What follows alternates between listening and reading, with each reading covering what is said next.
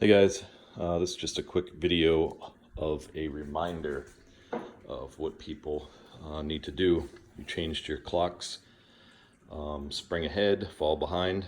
So at least once a year, you should replace all of your smoke detectors. I happen to work for the fire department, and obviously this makes a lot of sense to me, but it should to everybody else. So if you look in the back, 2005, May 3rd. So everybody can, and you see right here, replace every 10 years. Right now it's 2019. So that would mean I'm delinquent. Not a good idea. So you can see the discoloration too. This one happened to be in a cooking area, basically right there. And I'm, right by my kitchen. So that's why that one kind of discolors more. Grease and stuff like that from your cooking and so on. The other ones aren't as bad. This one's a little discolored as well. Can't remember really where this one was placed. Probably upstairs in the same area because where, your grease will travel and stuff like that. These were bedrooms, and one of them was my basement. So I have 6 in total. I'm going to be going out today and replacing all of them. I'm going to be replacing the one in the basement with a CO detector that also detects smoke. So it's a combo detector. These are all hardwired detectors because you can see right here, this would plug into your ceiling right there. So they're hardwired and they're battery backup. Batteries go right in this compartment here. And they make all different types nowadays. Essentially, how they work being hardwired is if one goes off, they all go off. So that way everybody knows. So if you have an issue in your basement, it notifies you, gives you enough chance to get out, grab the kids, whatever, and get out of the house. Those are all the batteries from inside all of these. And if you don't have hardwired, you can still buy what they call wireless kind. So it won't plug in, but it'll work off a battery. And again, you might want to replace those batteries twice a year rather than just once a year. Because normally this operates off electricity. So this is just a backup. So if you lose power and so on and so forth in the middle of the night, and you're sleeping, it will still be detecting smoke. So the wireless ones that they make, they're not wired, but they do have a battery. How they work, because right now these only work, they only talk to each other because of the wires. But if you live in an older home and it was never hardwired, basically all you have is separate smoke detectors, but they don't talk to each other, which is a problem, because if you have a problem in your basement and you can't hear it, you're allowing the fire to build and build and build to a point where it might, start blocking your exits. Typically what happens to people is, they are succumbed by the smoke inhalation. Happens way before the fire gets to you. And if you're sleeping and you're not hearing smoke detectors going off and so on, and the smoke hits you, you're already sleeping. People wake up groggy and so on and so forth. When you first wake up, you know how that feels. Now imagine the fact that you've been inhaling, products of combustion, smoke. There's obviously CO involved in that, and that's going to make you feel even groggier and in most cases debilitate you so you can't think properly, you can't even get yourself out.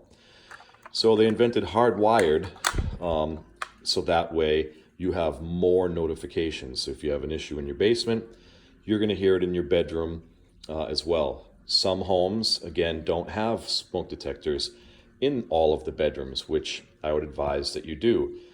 It is also code nowadays for any new construction. But if you have old construction, typically you'd have one detector outside of the bedrooms. Problem with that is if you sleep with a TV, a fan, or anything like that that will impede you from hearing the smoke detector outside the room, especially if you sleep with your door closed, which again, I would advise that you sleep with your door closed. The reasoning behind that is, like I said to you before, people die from smoke because it debilitates you and confuses you and you can't think properly. So if you sleep with your door open and there's a fire anywhere in your house, smoke rises, heat rises, and it's going to get to your rooms, especially, if you live on if your bedrooms are on the second floor and so on. So that smoke's going to pour into your room upstairs and again, debilitate you so that you can't think properly. If you have your door closed, you have more of a chance because it's going to keep most of the smoke out and give you more time to escape and to realize what's going on. Having said that, people that sleep with their doors closed, if you only have one detector outside of your room and you can't hear it, therein lies the problem again. So that's why code now all your bedrooms, your basement, garage, which just reminds me that I haven't grabbed that one, so I have 7 detectors. But also your garage, because I've been to numerous, 100 car fires that happen in the home, in the garage, which starts a fire in the garage.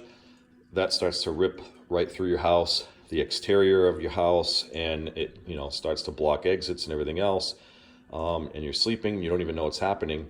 You could be wide awake and you don't even know what's happening. So that's why there's one also in the garage. And that's why they're all tied together. So having said that, if you live in an older home and so on and so forth, and yours aren't hardwired, it would be a pain to try and run the wires because they have to connect to each other wired. And it's a real difficult time to do that. And nobody wants to rip their walls and ceilings apart and so on and so forth. So the solution is they made wireless kind. What does that mean? So they have battery backup. They're not wired, but they talk to each other wirelessly. So once you have them all, in place and so on, they connect to each other. So if this one's going off in your basement, wirelessly they're all talking to each other. Now you don't need an internet in your house for that. They do it amongst themselves, which is why also it utilizes more battery, which is why I said twice a year you should be changing those, not once. Which the easiest way to remember, incidentally, is every time you change your clocks. So every 6 months, you're going to speed your clock ahead or put it backwards. If you have wireless kind, you should be changing your batteries when that happens. So wirelessly, they just communicate with each other. And like I said, problem in your garage, it's going to go off everywhere in your house that you have a detector. Hopefully, you guys listening, you put them in your bedrooms as well. You should always have a CO detector, a combo unit, CO detector / smoke, one in your basement, and you'd probably want to put one on your first floor somewhere around your kitchen area, because CO is odorless, and basically it's just unburned fuels not burning properly, or just, gas in general, but typically it's, fuel is not burning properly, and it's odorless, like I said. It's lighter than air, just a little bit, so it's going to it will rise, but very, very slowly, but it will move around your house. So just you walking through your house can move CO around, and that can kill you in your sleep. It can kill you not in your sleep. And essentially what it starts to do is it starts to it prevents your hemoglobin or the oxygen to attach itself to the hemoglobin in your blood, which brings all the oxygen to everywhere through your body, especially also your brain. And it starts to make you confused. You can get a headache. Eventually you can suffocate. And that's why people, need to have CO detectors. So the reason I advise somewhere on the first floor around, close to the kitchen area is it will catch smoke if you are cooking and you leave the stove and a fire starts, your smoke detector will go off. If your gas stove is not working properly and there's an issue, the CO will go off.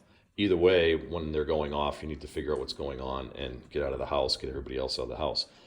Also the basement, because again, people have furnaces, hot water heaters that can be gas and so on, and that's where you're going to have a problem. So if there's a CO issue down there, then you're going to know about it. And basically that's it. When you get notification, call the fire department, 911, and get everybody out of the house. And we have gas meters and so on that we can come to your house and figure out where it's coming from, how much CO there is, and solve the problem. It might just be shutting down that appliance because it's not operating properly, and ventilating your house to get all the CO out of your home.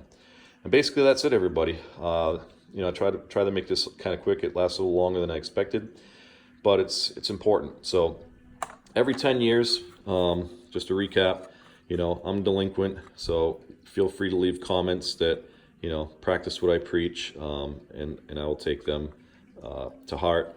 I just didn't remember, and kind of why you should look when you're pulling them down to change the battery.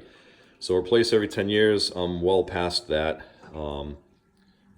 Almost, I'm 3 years past it. But like I said, one of them was chirping just now, because usually I change them when the clocks change, and one let me know there was an issue. So I'm going to replace all these. I'm guessing it's going to cost me somewhere around $100. And I am going to be replacing 2 of them with CO, because these were not CO/smoke. So without further ado, that's about it. If you guys have any questions, comments, concerns, please hit me up on YouTube, and please like this video and subscribe if you find it helpful, because I do have more videos coming out, and you'll be notified of that. Anyway, thanks YouTube. Have a nice day. And make sure you change those detectors if they need to be, and make sure you're replacing your batteries. Take care.